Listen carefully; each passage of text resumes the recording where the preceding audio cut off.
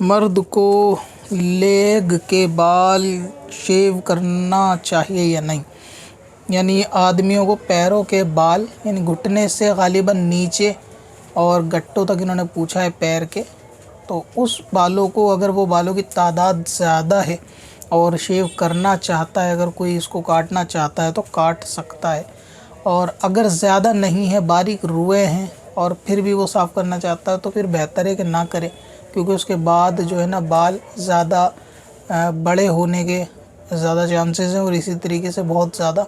रुए हटकर फिर वो जड़ जो है ना उसकी मज़बूत होंगी तो बाल भी बहुत ज़्यादा हार्ड होंगे। तो अगर रुए हैं तो उनको इग्नोर करें, लेकिन अगर किसी को ज़्यादा ही जिस्म पे बाल आते हैं और फिर अगर वो पैर के बाल हटाना चाहे मर्द तो हटा सकता है, और औरत को भी हटाने में कोई दिक्कत नहीं। अब अपनी वेबसाइट ब्लॉग के लिए होस्टिंग खरीदें qadri hosting.com से।